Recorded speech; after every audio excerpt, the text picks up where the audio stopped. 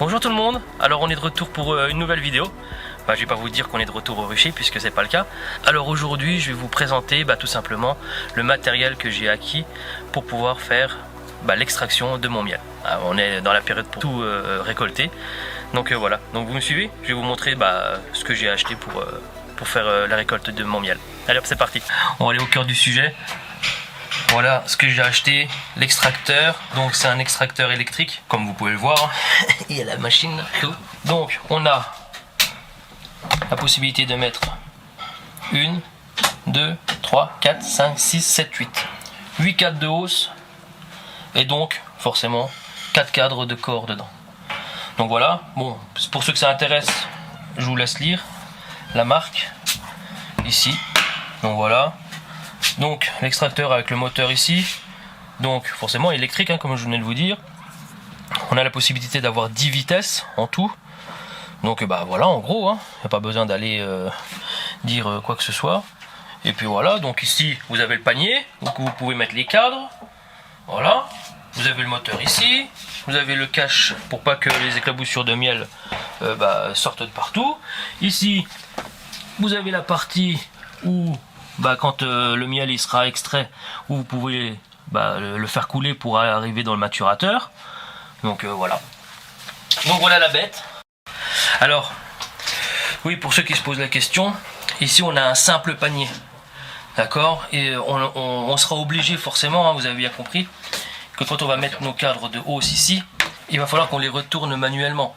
Donc c'est pas un panier où il y a une cage où on peut directement le retourner automatiquement sans les enlever. Donc là voilà, comme je vous ai dit, après tout ce qui sera en plus, ça sera aussi un budget en plus aussi, ça sera compris dans le tarif donc de l'extracteur. Donc comme je vous ai dit, j'ai essayé d'avoir un truc électrique avec un certain nombre de cadres, mais pour pas beaucoup plus cher qu'un manuel, on va dire. Forcément, si vous en prenez un avec les paniers qui se retournent automatiquement, là vous allez arriver à des sommes très très chères. Mais bon voilà, en gros, là vous serez obligé à chaque fois que vous aurez fait une face, les retourner pour faire l'autre face. Mais bon, si c'est que ça, c'est déjà électrique, c'est déjà pas mal.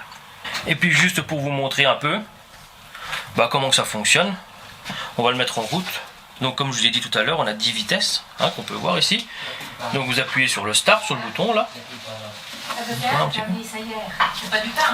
Donc là vous avez votre, il n'y a rien de bien difficile, vous avez le moins, vous avez le plus et puis vous avez le stop. Donc pour l'allumer, vous allez avoir la force 1, hop, et là vous pouvez voir que votre extracteur il va tourner. Après, aussitôt qu'il est arrivé à la force 1, vous le mettez à la force 2, voilà. Après à la force 3, puis voilà, vous allez augmenter progressivement en fonction de ce qu'il faut. Voilà, 4, 5, 6, voilà, je ne vais pas aller jusqu'au bout, mais pour vous dire que voilà en gros comment que ça fonctionne. Jusqu'à la force 10, jusqu'à ce que le miel soit bien expulsé par la force centrifuge, et après vous pouvez le ralentir. Et voilà. Et voilà. Voilà pour l'extracteur. Oui, pourquoi j'ai décidé de faire l'acquisition de ce type de produit? Tout simplement parce que je trouvais que c'était un bon investissement plutôt. Pourquoi? Parce que quand j'ai vu le prix des extracteurs manuels, Hein, je ne vais pas vous dire les prix ou les tarifs, hein. Vous pouvez aller sur les sites internet de tous les grands revendeurs de matériel apicole ou autres. Vous verrez qu'un extracteur manuel, même de 7 ou 8 cadres, bah, franchement, ça vaut des sous. Donc si c'est pour aller dépenser entre 300 et 500 euros dans un extracteur manuel, eh ben, pour pratiquement 200 euros de plus, bah, vous avez un truc comme ça. Et il y a quand même 8 cadres. Et c'est électrique. Donc peut-être que certainement c'est peut-être un peu plus cher. Mais c'est pas non plus excessivement plus cher qu'un manuel. Et en même temps, bah, comme je vous l'ai dit, je préfère acheter ça tout de suite et puis qu'il me dure quelques années de plus que d'acheter un extracteur manuel là, de dépenser, comme je vous ai dit, les tarifs tout à l'heure. Et puis en fin de compte, d'arriver peut-être l'année prochaine, puis de me dire, ah bah voilà, maintenant mon extracteur manuel il est obsolète, il faut que j'en rachète un autre. Alors que je n'aurais acheté un comme ça depuis le départ, et ben celui-là il peut me faire peut-être 2, 3 ans, 4 ans, et puis encore il peut toujours me servir, et puis au pire si j'arrive à avoir quelques dizaines de ruches en plus, et ben j'en achèterai un autre en plus de celui-là. Je veux dire voilà, c'est tout. Mais voilà pourquoi moi j'ai voulu acquérir tout de suite ça, parce que je trouvais que c'était un investissement, et qu'il pouvait me durer déjà quelques temps avant qu'il soit obsolète. Donc voilà pour ça, et donc voilà pour notre joli extracteur. Ok, alors maintenant forcément il n'y a pas que ça, hein, parce que il y a un matériel quand même à avoir avant de les mettre dedans. Alors autrement, ce que j'ai fait aussi, pour quelques euros, on va dire de plus, j'ai acheté ce bac à désoperculer. Hein, je vous dis, je vais pas vous dire où est-ce qu'il faut aller les acheter, hein, vous les achetez où vous voulez, mais dans tous les magasins de matériel apicole. Alors ici, vous allez avoir tout simplement une bassine, on va dire, hein, entre guillemets. Vous allez avoir ici votre bassine. Ah. Là où le miel il va couler après avoir désoperculé vos cadres. Donc c'est ce qui va contenir votre miel quand vous allez désoperculer.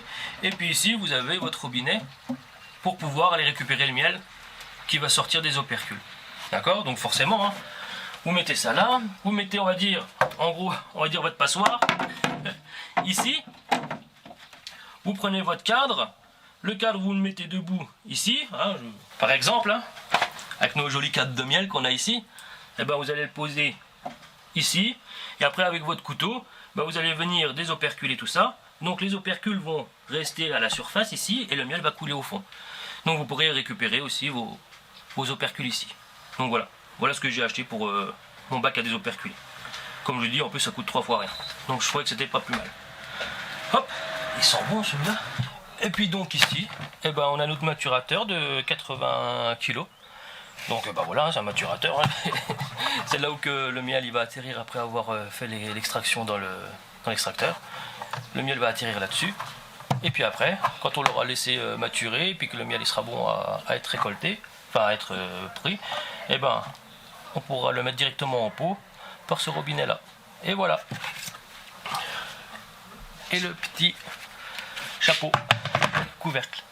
Donc aussi une chose forcément qu'il va vous falloir pour pouvoir désoperculer le miel, c'est bien beau d'avoir de tout avoir, mais il nous faut aussi ce genre de...